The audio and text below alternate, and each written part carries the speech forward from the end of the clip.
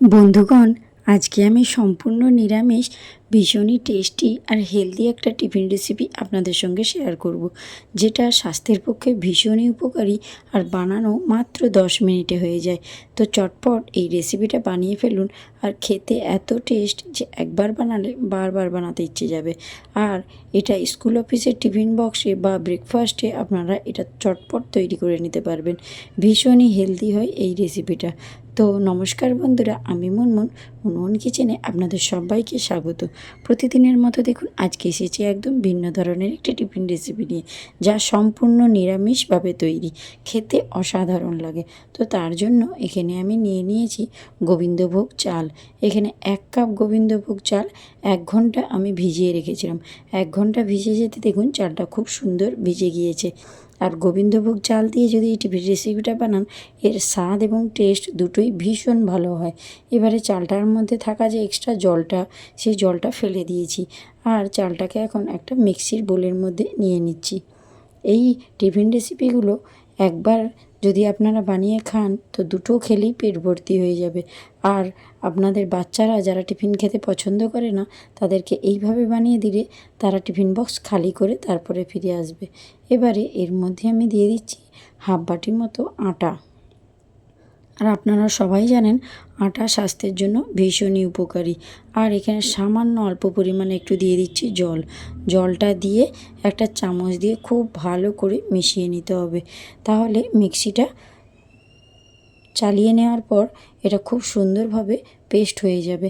তার জন্য অল্প জল দিয়েছিলাম, তারপর আবারও একটু জল লাগতো, তার জন্য খুব সামান্য অল্প জল দিয়ে খুব ভালো করে চাল আর আটাটাকে এইভাবে মিশিয়ে নেবেন। রেসিপিটা কোথাও স্কিপ করবেন না, পুরো রেসিপিটা দেখুন, সত্যি আপনাদের খুবই ভালো লাগবে। নিরামিষ হলে কী হবে বন্ধুরা, এর স্বাদ কিন্তু যে কোনো চিকেন চাউমিন বলুন বা পাস্তা বলুন, নুডলস বলুন, সব কিছুকে হার মানিয়ে দেবেন, এতটাই টেস্টি হয়। তো এখানে সব কিছু খুব ভালো করে মেশানো হয়ে গিয়েছে। এবারে এটাকে চাপা দিয়ে আমি 2 থেকে 3 মিনিট মতো মিক্সিতে এইভাবে ঘুরিয়ে নিয়েছিলাম। এখন দেখুন এই পেস্টটা কতটা স্মুথ হয়েছে। আমি একটু চামচের সাহায্যে তুলে আপনাদেরকে দেখিয়ে দিচ্ছি, তাহলে আপনারা বুঝতে পারবেন। মানে চালটা একটুও যেন না গোটা থাকে, একদম স্মুথভাবে যেন পেস্টটা তৈরি হয়। এবারে এটাকে আমি একটা বড় পাত্রের মধ্যে ঢেলে নিলাম। আর মিক্সির বোলের মধ্যে যেহেতু অনেকটা লেগেছিল, খুব সামান্য অল্প একটু জল দিয়ে মিক্সিটা ধুয়ে সেই জলটাও আমি এখন ওর মধ্যে দিয়ে দিলাম। আর একটা হ্যান্ড মিক্সি দিয়ে খুব ভালো করে ওই জলটা মিশ্রণটা সঙ্গে খুব মিশিয়ে নিতে হবে।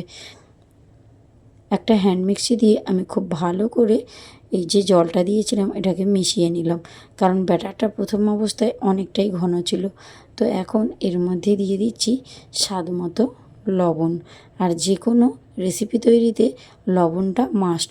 আর এখানে দেখুন দিয়ে দিচ্ছি একটা গুঁড়ো দুধের প্যাকেট, মানে 10 টাকা দামের যে গুঁড়ো দুধগুলো হয়, সেই গুঁড়ো দুধ 1 প্যাকেট নিয়ে নিয়েছি, সম্পূর্ণটাই দিয়ে দিয়েছি। এবারে একটা হ্যান্ড মিক্সি দিয়ে খুব ভালো করে মিশিয়ে নিতে হবে, কারণ গুঁড়ো দুধ যেন কোথাও দলা বেঁধে না থাকে, সেটার দিকে আপনারা একটু লক্ষ্য রাখবেন।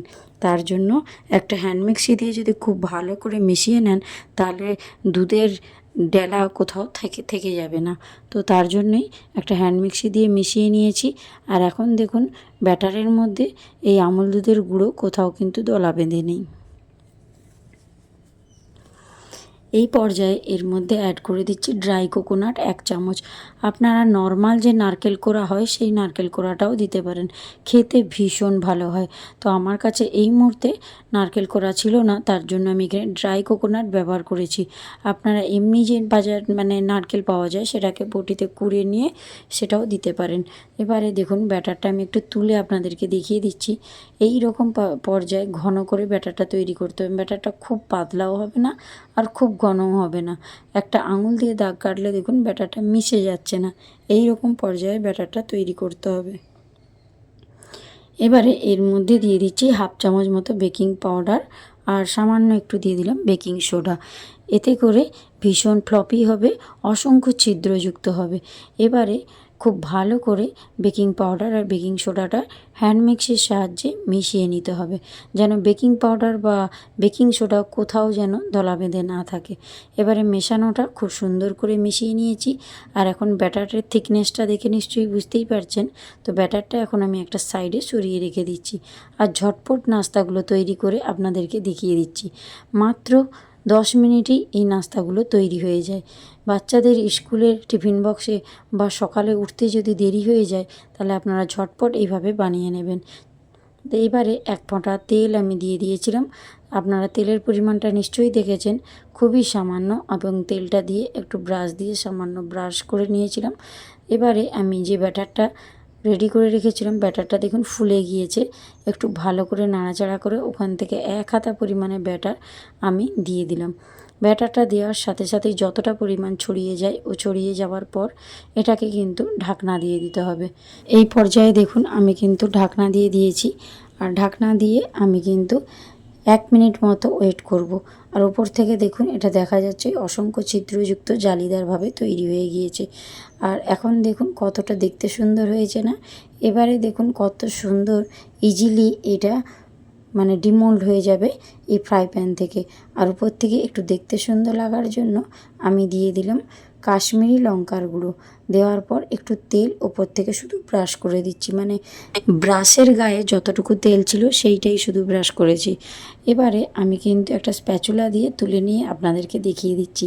এটাকে কিন্তু অপর সাইডে ভাজার কোনো রকম দরকার নেই। এইভাবে যখন ছিদ্রযুক্ত হয়ে যাবে আপনারা এরকম তুলে নেবেন। আর ওপর থেকে যে আমি কাশ্মীরি লঙ্কার গুঁড়ো ছড়িয়েছি, এটা সম্পূর্ণ অপশনাল।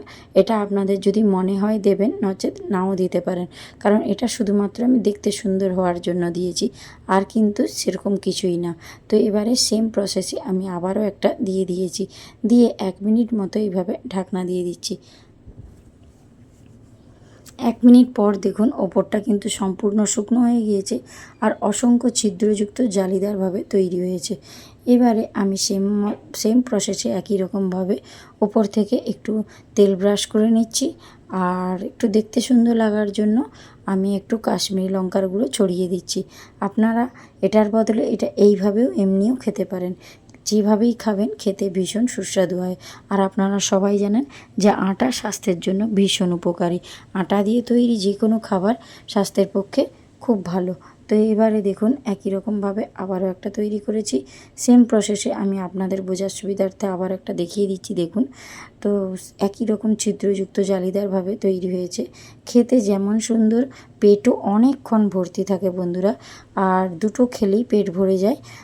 মানে যেহেতু চাল আর আটা দিয়ে তৈরি, এটা কিন্তু দুটো খেলে অনেকক্ষণ পেট ভর্তি থাকবে।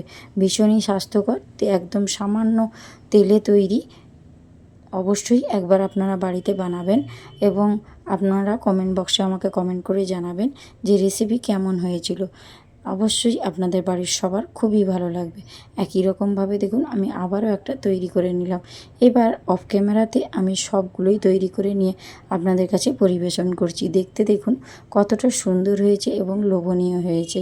এবারে আমি কিন্তু আপনাদেরকে একটু তুলে দেখিয়ে দেব, দেখবেন দেখতে কতটা সুন্দর লাগছে। দেখুন কাছ থেকে দেখিয়ে দিচ্ছি, অসংখ্য জালিদার এবং নরম তুলতুলে হাতের মুঠোর মধ্যে চলে আসছে। পেছনটা দেখুন কত সুন্দর হয়েছে। একটু কেটেও আমি আপনাদেরকে দেখিয়ে দেবো। তার আগে দেখুন এটা কতটা নরম হয়েছে, মানে গালে দেওয়ার সাথে সাথেই মিলিয়ে যাবে। তো আজকের আমার সম্পূর্ণ নিরামিষ হেলদি টিফিন রেসিপিটা কেমন হলো জানাতে একদম ভুলবেন না। তো আজকের মতো আসি বন্ধুরা, টাটা, বাই বাই।